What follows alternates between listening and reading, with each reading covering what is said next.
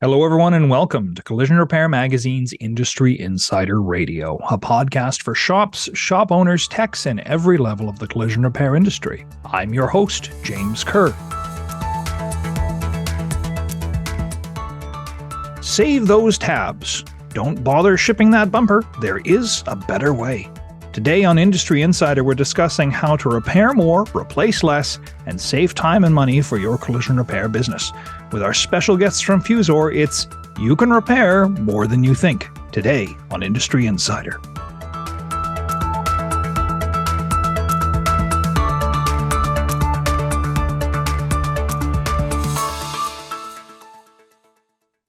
Today's episode is brought to you by Fusor Repair Adhesives. Fusor repair adhesives are used for panel bonding, weld bonding, and rivet bonding, plastic finishing or cosmetic repair, and seam sealing and sound control, all while duplicating OEM appearance on a variety of applications. For more information on Fusor, please visit the Parker Lord website at www.parker.com.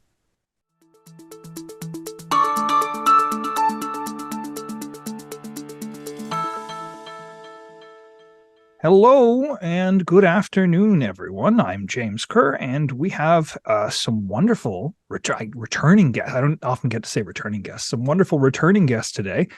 We have Leif Hansson, account manager at Parker Lord brand Fusor, and Patrick Maloney, the global sales and business development manager of automotive aftermarket and specialty chemicals at Parker Lord. Gosh, Patrick, do you fit that on a business card? Yeah, that's a pretty long one, isn't it? Yeah, that's lovely. So I've got Leif and Patrick in today to talk to me about. Oh gosh, we've got a lot to talk about. But what it all boils down to in the end is you can repair more than you think. I think that's the fair cap we can put in the whole thing. So, hi Leif, hi Patrick, how are you guys doing today? Wonderful, great to be with you again, James, and looking forward to another great conversation with you. Oh yeah. Appreciate it, James. Definitely looking forward to the conversations, and thanks again. Well, the wonderful thing about this podcast is that we all get to come together as a community and talk about things. I'm media, and you guys are in your own particular arm of the industry, and we get to have our ideas shared among the industry. So these opportunities are great for me. So let's talk a little bit about, I hate to start with the elephant in the room, but the pandemic. The pandemic forced collision repair shops into a repair mindset as opposed to a replace mindset, because for a long time, we've talked about this before, the kind of mounting tradition or mounting convention was let's replace. And then suddenly parts were harder to come by and people had to think, can I repair this? If I can repair this, I should repair this. Do you think shops ultimately benefited from that shift in mindset? James, that's a good question. I think with the pandemic, I think there was a lot of learning that happened with most body shops. I think that the issue that we had with supply chain, when I say the issue, I mean just parts in general, body parts, panels, it really got the industry used to repairing more versus replace. I think that was one of the positive drivers that came out of the pandemic is the industry and technicians realized that they couldn't just replace every panel. They had to fix what they had in front of them. And that raised some pretty good questions within the industry about technique, education, and whatnot. So it definitely had some benefits as well. And Leif, how do you feel about this issue? Yeah, I agree with this, and it's a great question. I agree with Patrick. I think the technicians and the body shops in general, their hands were forced.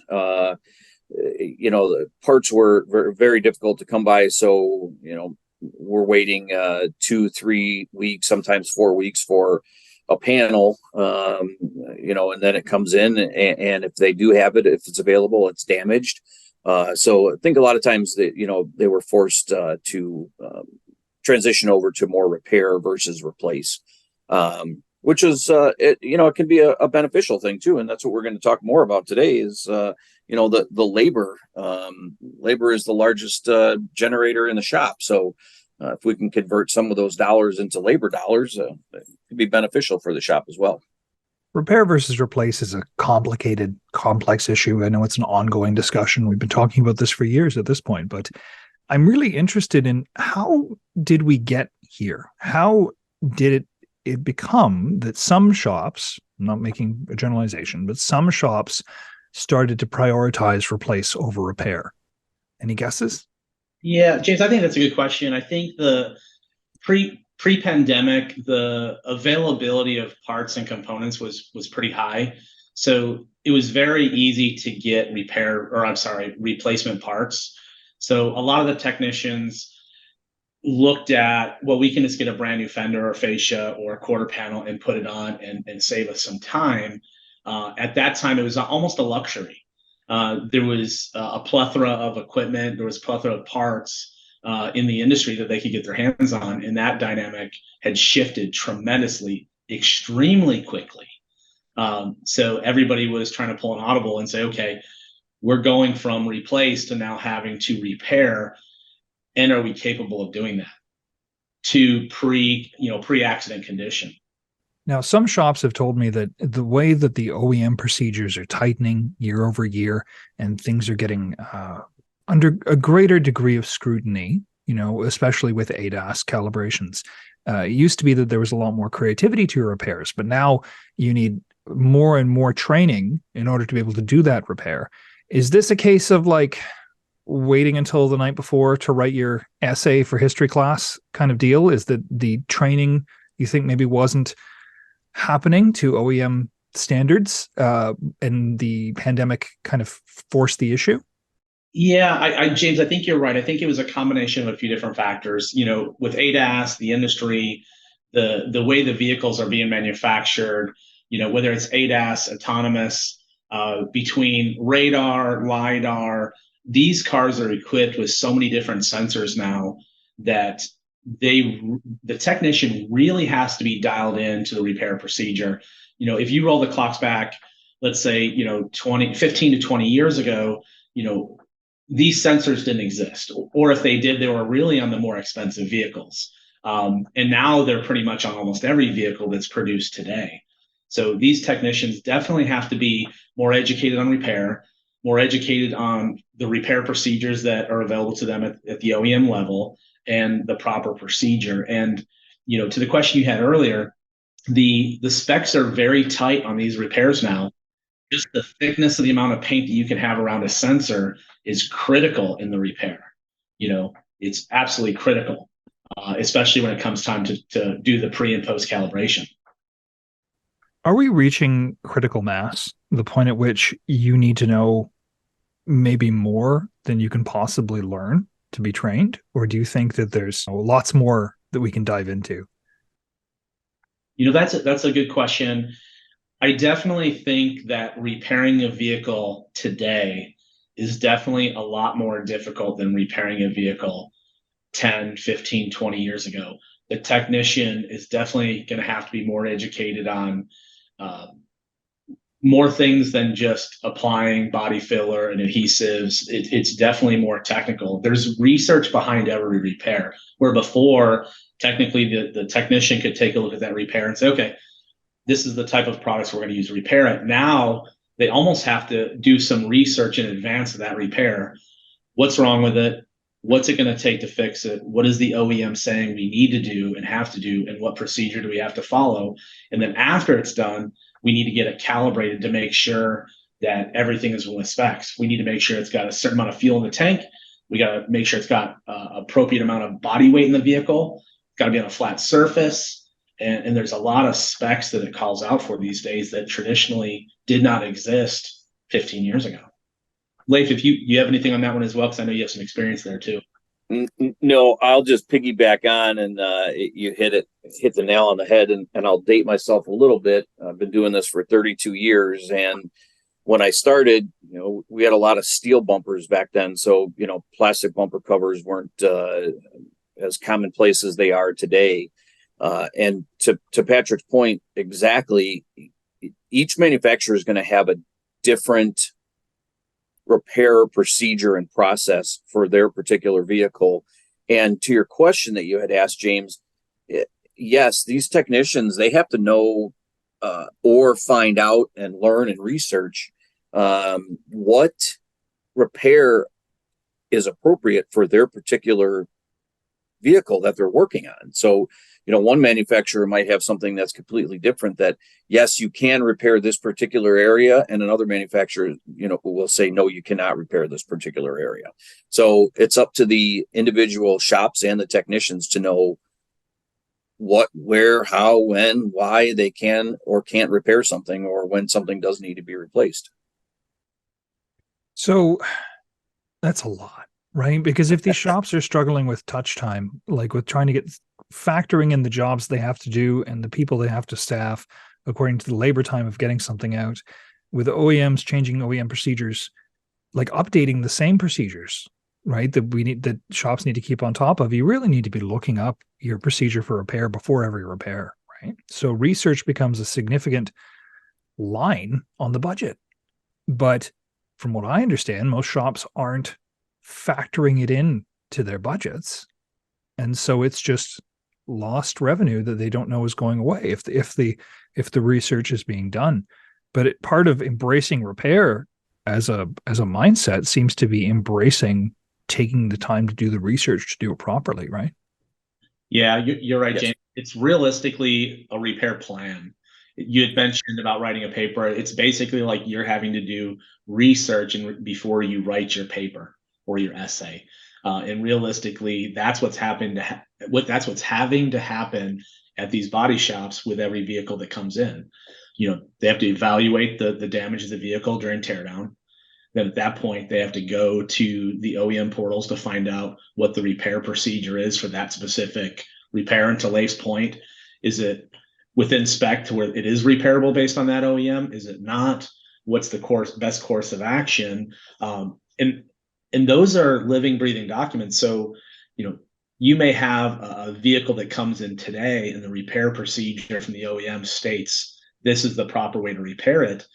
You may have that same make and model vehicle come in 2 years from now, and that repair procedure may have been changed or updated by the OEM. Those repair procedures are living, breathing documents that can change.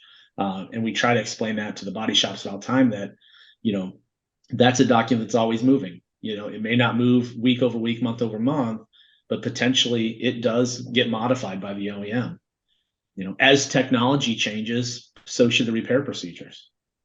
Yeah, great point, and that's worth bringing up, Patrick. I'm glad that you did, and to stay up on those repair procedures. So just because you did this, like Patrick said, 2 years ago, doesn't mean it's still a viable option today. The repair plan that Patrick spoke of also is, making sure that when Mrs. Jones brings that vehicle in, does this bumper, 10 years ago, yes, this was an easily repairable bumper, no problem. Can we still repair it today? And then having that documentation in Mrs. Jones' file.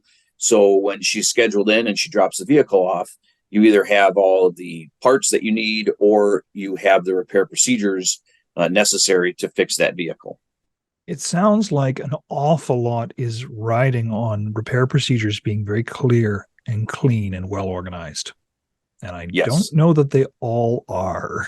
Well, they're not. It is difficult, and and like you said, a lot of things get lost nowadays in administrative work. You nearly have to have as many folks in the front office as you do in the back of the shop nowadays to be able to take care of everything that needs to be taken care of now, and to have that research done and those repair plans in place. So when Miss Jones does drop that vehicle off, because you had mentioned earlier about touch time and cycle time, a very loose number. Average cycle time is around 7 days, a little bit over 7 days, I think. If we can lower that, it's going to increase scores. It's going to increase dollars because you can get more vehicles in. So, there's a lot to a proper repair plan and a good, clean repair. So I don't mean to paint repair in such despairing light. It's just we need to recognize the balls that are going to be juggling in the air. And we'll tie this back into ultimately how repair can be worth it, and ultimately how you can save money with repair. But I think, not to put the cart before the horse, but like with a lot of these things, it's about the tools that you have available to you. And some of those tools are going to be well used in some circumstances and some of them in others. So repair versus replace is often just an issue of opportunity and timing, right? To try and nail it down and what's best for the job. Yeah. But let's throw another monkey wrench in it first. And the other monkey wrench, of course, is the labor shortage. If there's so much to learn, so much to train, so much for even experienced techs to relearn and retrain, how are we going to get more kids in here and get them excited about doing this? I mean, right off the hop, it's a puzzle. You need to be a mastermind of some kind to organize a shop well, let alone to be the tech working on these things. That is appealing. Can be appealing to some. Is that how we're going to hook the new generation, or what do you think? Well, that is a fantastic question, and I think if we had the answer to that, we'd be very, very rich. There's more folks leaving the industry every year, unfortunately, than are getting into the industry. And to your point, it's becoming more and more difficult. And I'll tell you from experience, like I said, 30 plus years, 32 years, this has been a great industry, very beneficial to me. I've made great money doing it, and I've met a lot of great people and fixed a lot of cars and met a lot of great customers. So there's a lot of benefits to automotive industry. I wish more people would be getting into it every year, but I don't have that answer. Yeah, maybe Patrick does. I don't. That's a really good one, James. Typically, Leif and I attend quite a bit of industry events, in North America. We attend the Canadian Collision Industry Forum at least twice a year, that's the Canadian version. And then we also have the Collision Industry Conference in the US. So we attend these conferences, and the labor is probably the number one, if not the number two topic that comes up every meeting, guaranteed every time. There's two things that are always up front and center. One is the labor issue and labor shortage for technicians, and how do we get people into the industry sooner, quicker, educated, trained, and being active. And then the next one is always the OEM repair procedures. But obviously we're focusing on labor on this question. We just need to continue to entice younger generation to really get involved and realize that there is a phenomenal living that can be made in this industry, repairing vehicles. And if, just like Leif had mentioned, he'd worked in a body shop for many, many years, from tearing the vehicle down to being the full-on technician to being the paint person. There is some phenomenal positions available. And I can tell you with certainty that there's not a body shop out there that is not hiring. They are all looking for candidates to train, to groom, and to bring through the ranks within their organization. And to Leif's point, pay pretty good money too for it. Absolutely. Yes. One creative solution I've heard is, why aren't we bringing in software engineers flat out and then teaching them to work in the industry rather than doing it the other way around? Because as these cars become more and more computers on wheels, and at a certain point, we just need somebody who's solving computers, and it happens to be on wheels. So there might be a solution there, but we need to get to a place where people can feel comfortable repairing and feel comfortable replacing, no matter how complicated it is. And a lot of this sounds like data infrastructure, like making sure that the right data is in people's hands to be able to execute these things. Yeah, it really is. And your traditional body shop is a lot more high tech these days than it was, 10, 15, 20 years ago. If you go into a current body shop, it is a lot more technical, a lot more, like you had mentioned, talking about, engineers and computerized. If you go into a true body shop today, there's a lot more equipment that's calibration and technical than, 10, 15, 20 years ago. And to your point, I think we need to do a little bit of both. We need to teach them hands-on techniques, as well as, educating them on, proper repair procedures, but as well as what is it going to take to get that post scan done and get a post scan that falls within spec? We always preach pre and post scan a vehicle. I think that's a great process, to make sure that vehicle gets back to pre-accident condition. Training is just key. Honestly, training is key. Education. There's a lot of resources and assets available to every technician, every body shop. There are manufacturers like us lined up to try to help and grow this industry, because we have a vested interest in making those cars safe as they get repaired. And we're partners in this, just like all the other manufacturers are as well. It doesn't take much but pick up a phone, and we have somebody there that's going to be willing to help, guide, train those technicians, new technicians, senior technicians, whatever it takes. I think sometimes it can feel like the different aspects of the collision repair industry are very divorced from one another. And it's not always easy to remember that, yes, you can pick up the phone. You can pick up the phone and you can talk with your manufacturer. And if something's confusing, you can raise heck in their voicemail. And, the people are closer than you think already. Yeah, they're not on an island. There's plenty of technical folks that can help them along. Obviously, we won't direct them away from a repair procedure. Our key help is to educate them on the proper way to do a repair. With adhesives, that's obviously the product that we manufacture. But really, support and education is where we come into play. Support and education and training. This might be an unfair question, but you talk about adhesives. A lot of it has to do with training. A lot of it has to do with the education of the techs applying these repairs with adhesives. Adhesives are relatively new in terms of the kind of tools in the toolbox of the shop, right? Do you think you're going to have fewer questions as time goes on and they become more of part of the common toolkit? Are we just trying to get over the glut of initial information now? Where does adhesive sit in its learning life cycle? No, that's a good question. When it comes to the adhesives have been in vehicles for well over 20 years now. But if vehicles are getting more, how do I say, advanced, they want them lighter, they want them faster, they want them more efficient as far as fuel economy, and adhesives helps that. When it comes to EV battery trays, you name it, there's adhesives in there, there's gap fillers in there, which is technically an adhesive. I think more and more, and the industry has said this, more and more there will be increased amount of adhesives in vehicles year after year. And there will be more repair procedures added year after year with these OEMs, because not every technician is used to repairing with adhesives all the time. I think at this stage we could say pretty much if you're a technician and you repair a vehicle, you've probably used adhesives at this point in the game. If I'd be really hard pressed to believe somebody hasn't.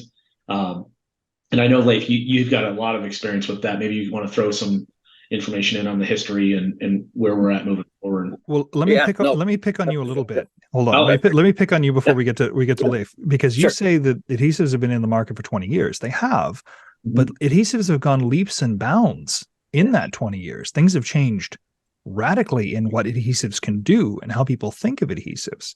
Like, Leif, you were in shops 20 years ago. 20 years ago, the general impression of adhesives is it's night and day, isn't it?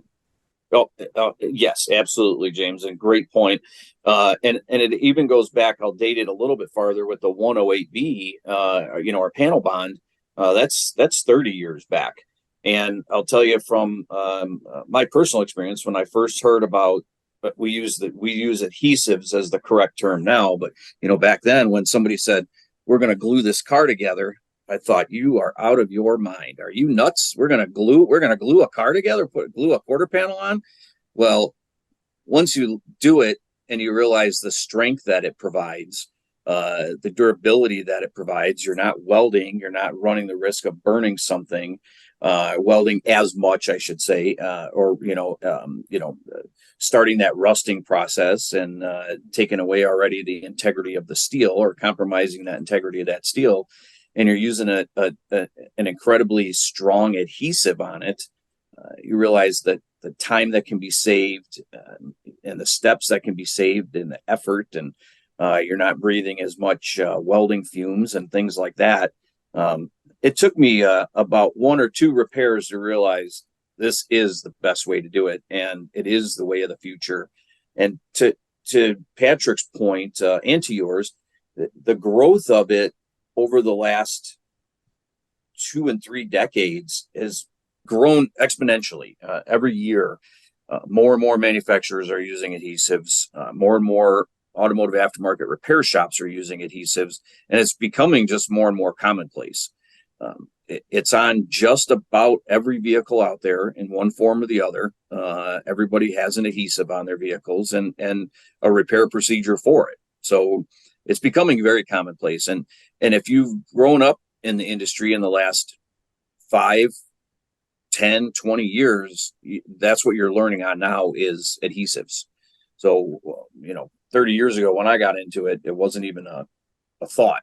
We rolled the MIG welder over and started MIG welding that quarter panel on. Now you grab an applicator gun and a couple tubes of adhesive and you go to town, and it's faster and easier and quicker, and it's just a better repair. So, Leif, do you think that we're over the kind of adhesive prejudice? I don't want to glue a car back together. That'll never hold. Like, are we done with that now? Or is there still work to do to get over that impression?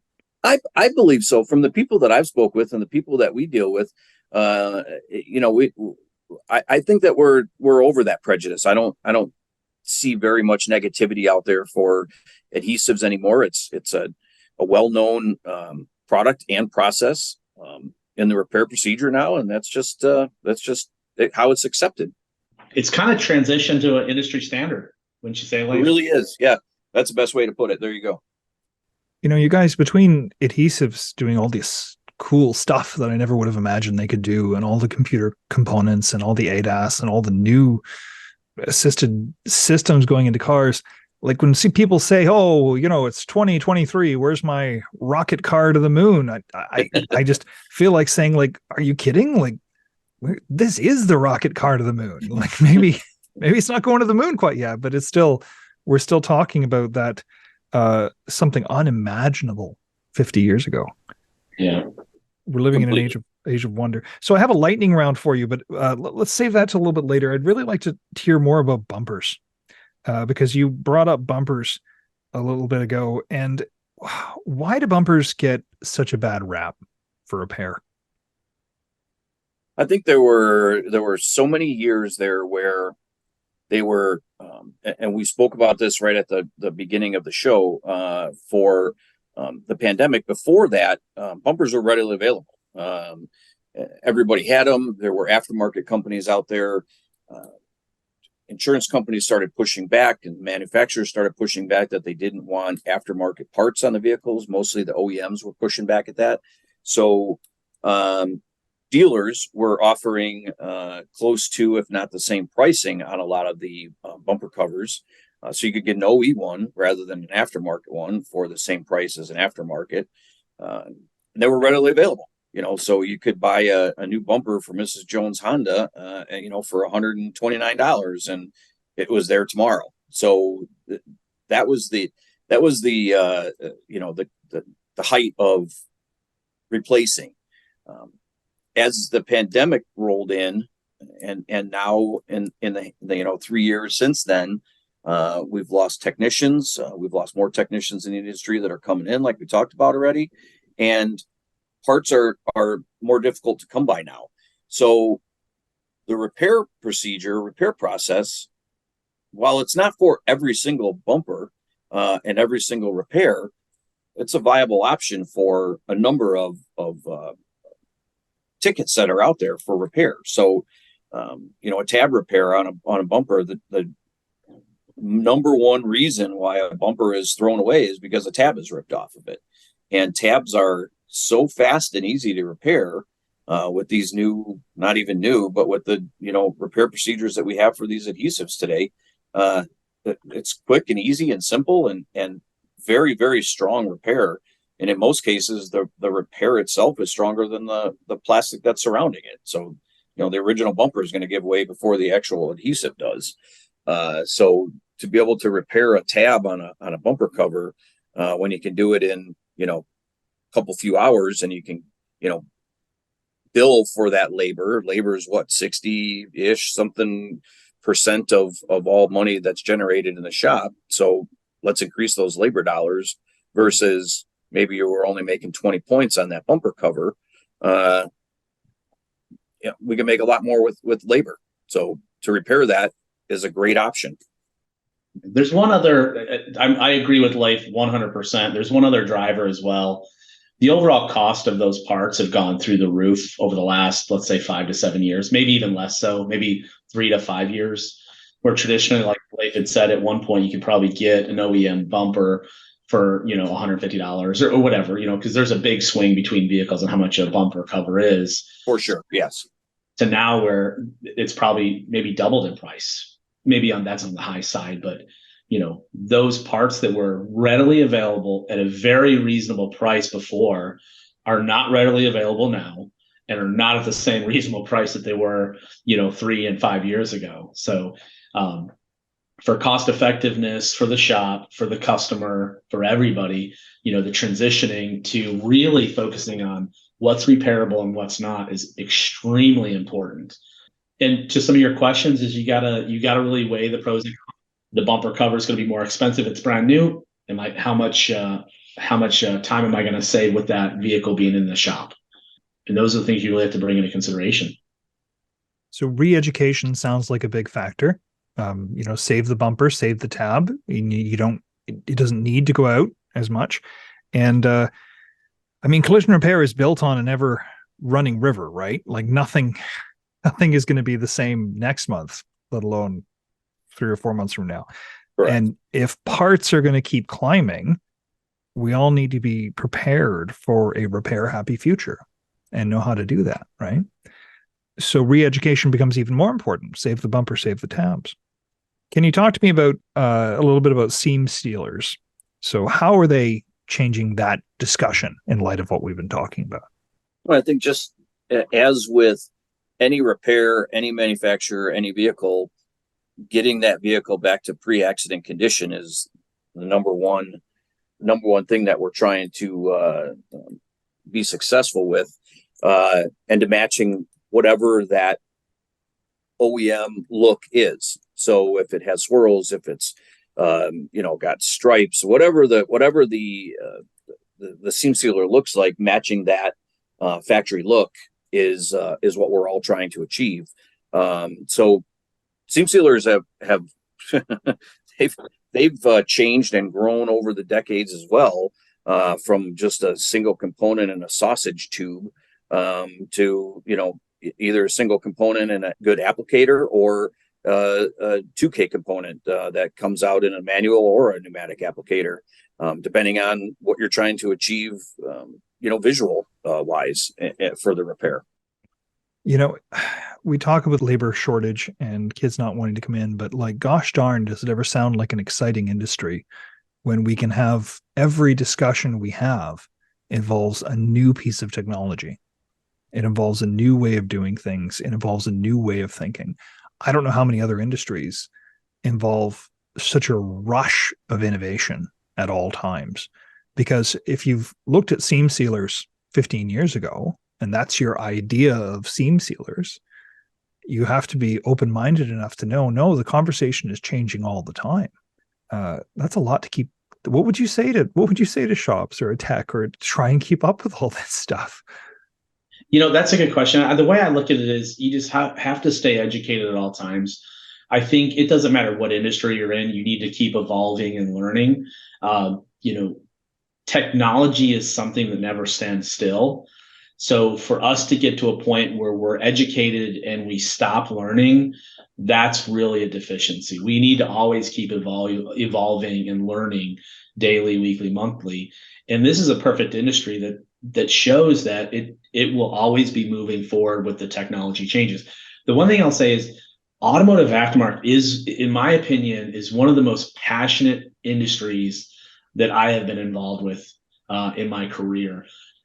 All and every one of these industry events, that we go to for these really deep discussions, whether it's with the OEMs, the insurance companies, the body shop technicians, or the body shop owners, everybody is extremely passionate about finding ways to continue education and keep in front of the technology and really keep the goal in front of everybody's mind, which is getting that vehicle back to pre-collision operation. That is the key for everybody. And, Leif and I were at a couple industry events last month, and, people are standing up at the mic and everybody's passionate about this business. They're all talking about the exact same things you are, James, which is labor, OEM repair procedures, pre and post scans, the importance of making sure that these repairs are done right, and how to entice the younger generation to roll up their sleeves and get involved and be part of this amazing industry. So it's just pretty phenomenal. So in the quest for repair versus replace, do you think there will ever be a right answer? I think that the answer is determined at that body shop at that exact moment when they're reviewing that repair based on the technician's experience and exactly what that repair is. It's not black and white. It's not, all tab repairs can be replaced or fixed. Let me replace that, repaired.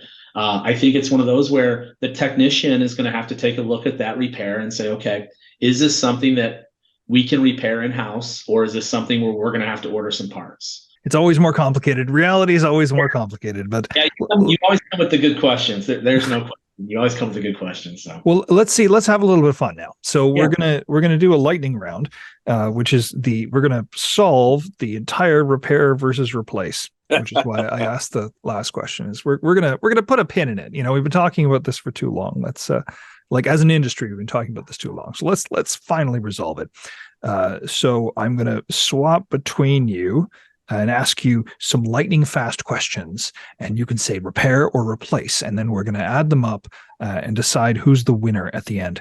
So Patrick, the difference between average cost of repair versus replace.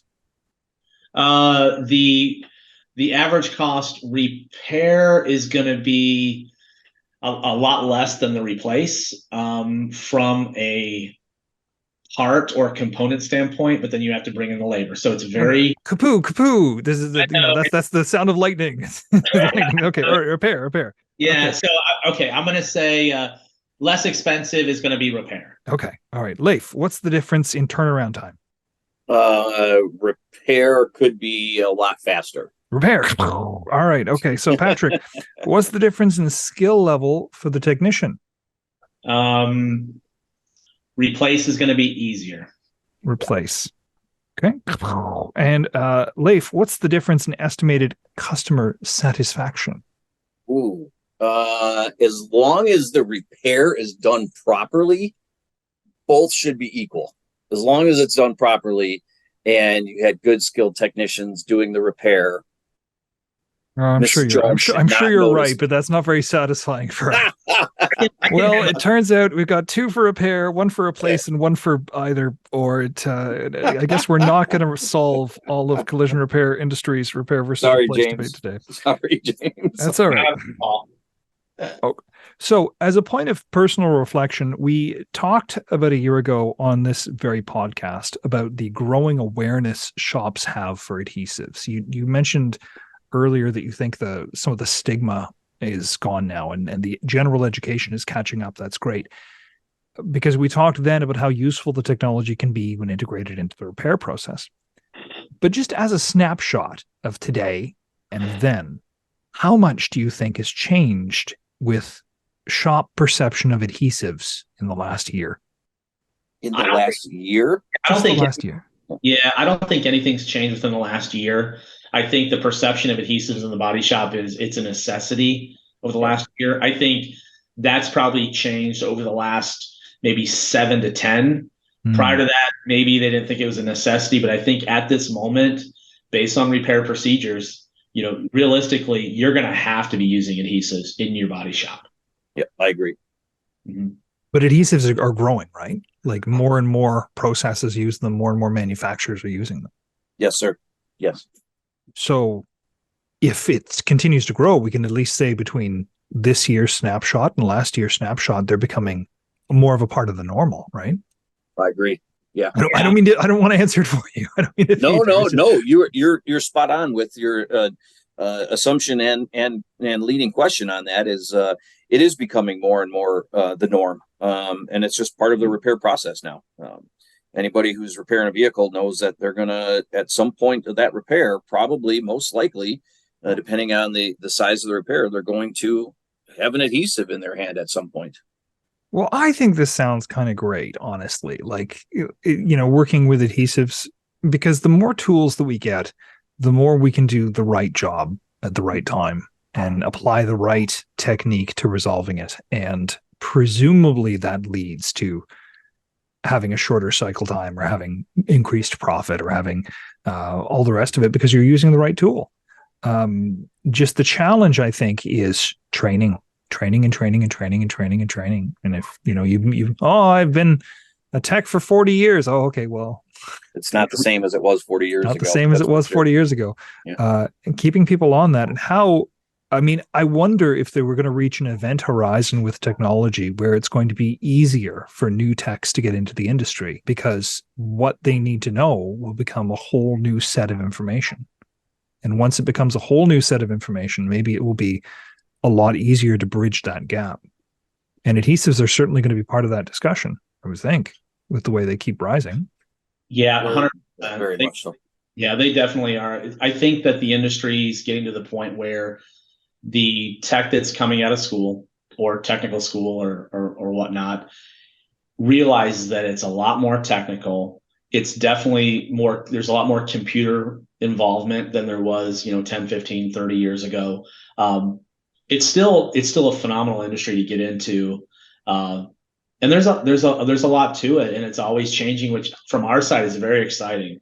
I mean, sitting back, Leif's got a lot more experience at the body shop level than I do, looking at the evolution of automotive aftermarket repair. It's just amazing how technology has kind of pulled us through to making these cars safer and lighter. And I don't want to say easier to repair, just the repairs are different. I don't want to say they're harder to repair. It's just a different type of a mindset for repairing. You almost have to be in that mindset of a doctor. I have to know my skill. I have to research. I got to train myself. I got to be up to date on techniques that are in the industry. And we used to hear that. I've been doing this for 30 years. I've been doing this for 40 years. We used to hear that a lot, 10, 15 years ago. But the entire industry today realizes that, you can't do things today, even that you were doing 10 years ago, or 15 years ago. It changes, every year, every couple of years, techniques, evolution of these vehicles just evolve. What a great attitude to have as an industry. Always learn, always discover, always grow, always find new things. Like that is compelling into itself. And it's when we exciting, talk, isn't it? Yeah, it's exciting. It's very exciting. And like, I just keep thinking, like, if the industry is going to work sideways and bring in software engineers or computer engineers, how much more satisfying is it that you have a car that can't move, more or less, and then it gets to drive itself out at the end? It's very satisfying. That's one of the things that that hooked me, James, in this industry was seeing that vehicle come in and the customer, they would always come to us in a negative light, no matter whether the incident was their fault or somebody else's fault. And when that customer would come back and pick up that car, you see the excitement and the light in their eyes to see their vehicle back and straight and shiny and clean and working correctly. And that's what gave me the interest to keep coming back and stay in this industry. And like I said, it's 32 years this year. And I've loved every minute of it. And I love this side of it, working with the adhesives manufacturing side, because that is the future of it. That's where it's going. So, we got to jump on and stay educated, stay up with the training. And as Patrick mentioned earlier, the passion that's in the industry, everybody has the same passion to want to be better, do the repairs better, faster, and turn out a good quality product for the customer. So can we put a cap on this and say repair involves a mindset of discovery, and its advantages are many in the collision repair shop world? It's a great way to look at it. Yeah. And there's a good opportunity for, what everybody's doing this for is the dollars and cents of it, and to, perhaps lower your cycle time and your touch time on that vehicle. If the average is 7.25 right now, and we can repair 3 bumpers a week, we're not waiting 2, 3, 4, 7 days for a bumper cover to come in to replace it. And we can get that vehicle back to the customer in 2 days, let's say. Well, we're working on lowering that cycle time and increasing our scores, and then getting more vehicles in, because that vehicle isn't taking up a stall. So we can get another vehicle in. So that's what it's about, is turnaround time as well. Yeah, but I don't know. There's a big difference to me, and maybe I'm just going off on the left field. There's a big difference to me of trying to game cycle time and check all the boxes and turning it around when you can actually see the difference you're making, like in a collision repair shop. If you're off working in an office and you've got to hit those metrics and all you see are cubicles, that means nothing to me. It's hard to relate that back to the work that you're doing. But when you can see the cars coming in and going out, and people telling you things like it looks better than it ever did, that makes a huge difference in your life. It does. And that's what hooked me. That was it. When I, those first few jobs that I did, and get to see the customers, excitement when they get their vehicle back, and just that, oh my gosh, it's never looked this good. Oh my gosh, it's cleaner than it's ever been. It's better than it was when I got it new. So, those are the things that you want to hear. And you've done a good, successful repair when you hear those things from the customer. And if we can put another cap on this, what you guys are, you guys have very generously indulged me to talk in kind of big, broad strokes about the market and about repair versus replace and about the state of the industry. But to tie this back to Fusor and you guys as manufacturers, thank you for being here, because I think it really shows that your manufacturers are incredibly invested and personally invested in trying to make things easier, trying to make the repair process easier, trying to make learning easier, trying to make the training process easier, and you guys aren't, I don't want to say directly affected by the labor shortage, but you care about the labor shortage happening at shops. And I think that you being here is a great indicator, or should be a great indicator to shops, that everyone's involved in this industry and everyone cares about what's going on in it. There's a bunch of people behind the scenes that are rooting for all these body shops to help them be educated, support them. They understand the situation they're in with the dynamics of technology moving forward at a very fast pace. And there is a lot of people that are willing to help. We just need to know where to go, and they just need to ask. And I'm not talking, when I say we, just Leif and I'm talking about the industry. There is a great deal of people that are willing to help anybody that needs help and ask for it, because we understand that these vehicles are being driven by, somebody's daughter, somebody's son, and they need to be repaired to pre-accident condition in the best way that technician knows how. I've got 2 daughters at home, and I want them to be driving vehicles that I know that I can be confident saying they've been repaired properly. And we all are invested in this. We all have, moms, and we all have children. And it's one of those where collectively as an industry, I believe this is one of the most passionate industries you'll find, with a bunch of folks that are willing to help out and really want to roll up their sleeves and dive in at every body shop possible. What would you like to say to the collision repair shops? Do you want to say the manufacturer is just a phone call away? That absolutely. That's probably the most basic way to say it, but has the most direct route. And all I can say is it doesn't matter what manufacturer you're utilizing for products. If you need some training, you need any guidance whatsoever, just pick up the phone, and every single one of us is more than willing to help out. we all have a vested interest in this business. And when I say business, the business is keeping our friends and family safe behind the wheel. There you go. Great way to put it. I agree 100%. Well, thank you very much, Leif Hansson and Patrick Maloney, for joining us today. Both of you guys are from Fusor. In the pursuit of the perfect cycle time, how much to repair and how much to replace. It seems like a never-ending quest, but with the right tools, the right training, and some solutions to this labor shortage, you can make the most informed decision and make the dream come true. Thank you everyone for joining me today for Collision Repair Magazine's Industry Insider Radio, and thank you to our guests, Leif Hansson and Patrick Maloney from Fusor.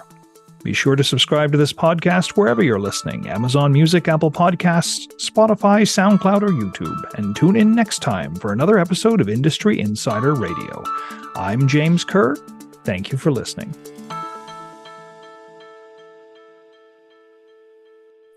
Today's episode was brought to you by Fusor Repair Adhesives. Fusor Repair Adhesives are used for panel bonding, weld bonding, and rivet bonding, plastic, finishing, or cosmetic repair, and seam sealing and sound control, all while duplicating OEM appearance on a variety of applications. For more information on Fusor, please visit Parker Lord's website at www.parker.com.